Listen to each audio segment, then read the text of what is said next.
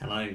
So today I just wanted to do a quick talk about how to be productive, not only in lockdown or this pandemic, but obviously in general. So when we go back to university, studying, whatever it may be, we can understand how we can get the most out of our day.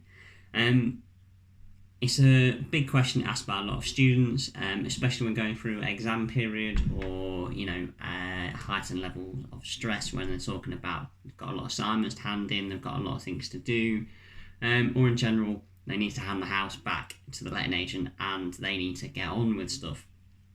So how do we be productive in a day?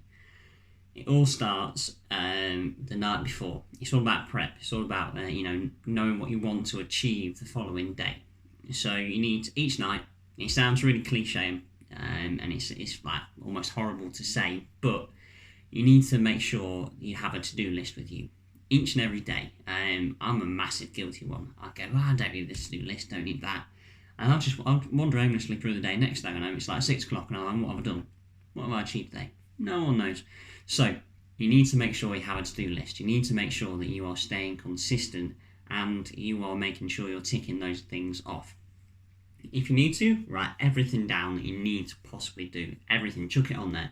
And then go, right, where do I start? Which one do I start with? And then you can number them 1, 2, 3, 4, 5, 6, 7, 8, 9, 10, etc.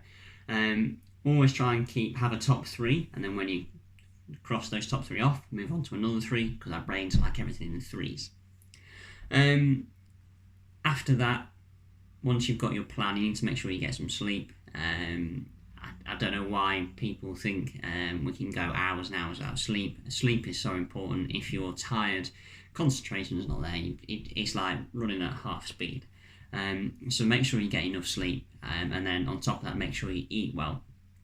What I mean by eat well is eat 3 meals a day. Make sure they're not all rubbish, because the more carbs and fat you eat, the more lethargic you feel.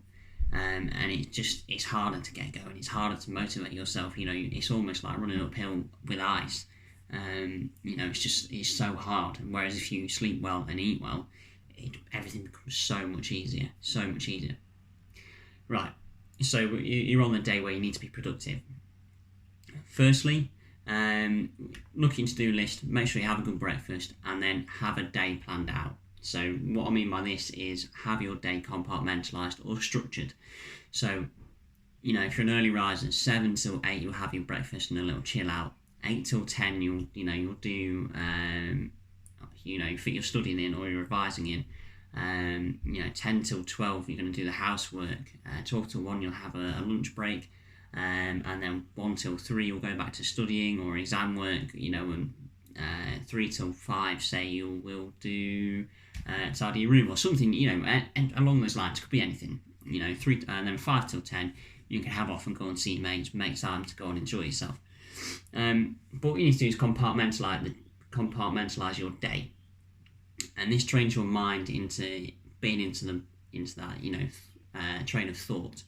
So when you're in studying mode, you're in studying mode. You're not in, right, well, this minute I need to be in studying mode, this minute I need to be thinking about cleaning the house, and this minute I need to be doing this, and you've got so many thoughts coming into your brain, you're struggling to process them. So you need to make sure that when you're being productive, it's about doing the tasks as efficiently as possible. So when you're revising, you are solely revising. You need to take away all distractions. And so in that studying period, you make sure Netflix is off, you make sure your phone's not anywhere near you, make sure notifications aren't on, your phone's turned on silent so it doesn't even vibrate. A great book, 4-Hour Workweek by Tim Ferriss. He batch reads his emails, and he does that and says if there's an emergency, they'll find a way around it. Exactly the same scenario. No distractions. Make sure you compartmentalise your day. Then you're in one train of thought. Do not try and do 2 things at once. I am terrible for this. I have to slap myself out of it all the time. But make sure you only do one thing at one time.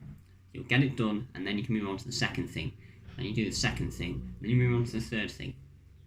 Once at a time, and you'll get so much more done. It may not feel like it, but you will get so much more done. Once you've done that, you've compartmentalised your day, then you need to do, there's like a Pomodoro sort of way of working. I quite like it. It's basically where you do a set amount of time on and then X amount of time off. So it could be 20 minutes hard work, 5 minutes off. 20 minutes hard work, 5 minutes off. Or it could be 30 minutes work, 40 minutes work, 45 minutes work. You need to figure out what's right for you. The set routine is all about you. So figure out when your concentration levels start to dip, and then take 5 to 10 minutes then. Have your little lad Bible break, as people have termed it before. Have your little Facebook break. Make sure set a timer as well on your breaks, because that really helps, and on your task. That gives you something to work to. So break it down in further. Compartmentalise your day. Then go deeper into the how many times how I'm going to work for and what your break is, and then do that again. As I've just said, time everything, set yourself reminders, and that will keep you in tune, because it's very easy once you get into that mindset of working that you can work for hours, but what you want is to work, break. And why do we have rewards? It's so that we can train our mind into saying, actually, if I do this work, I get this reward. So it's really important you give yourself the reward and the satisfaction of once you've done something, you then go and indulge yourself in something else. After that, what was I going to say? I lost my track. So let's get back on.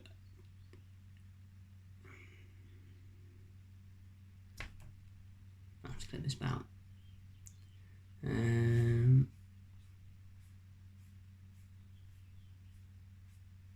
Yeah, so remove distractions. That's a good one. So in all of this, remove all distractions, and that can be your phone, Netflix, computer, TV. It could be anything, but you also need to go as wide as friends. Have your door shut in your room, or if you're in the library, go to the top floor, the quiet floor. Make sure that no one can disturb you, because it's your time. You need to reach this state of what we call flow. So once we get to what we call flow, it's basically where you're so far ingrained in a task that you lose track of time, essentially. It's common in sports, and the most common one is golf. So you're just playing golf and you're not thinking about it. Also, if you drive, remember the time when you've gone from A to B and you've not remembered any of the journey. It's just autonomous. That is pretty much flow. It's autonomy. You're not thinking about it, you're just doing it. So make sure you try and get to that state. To get to that state, obviously, you need to remove distractions. You need to eat well, sleep well. You need to have water, and you need to understand your energy levels as well. So there'll be times throughout the day where your energy levels, so you have breakfast, you'll go up, and then you'll come down, and you go up.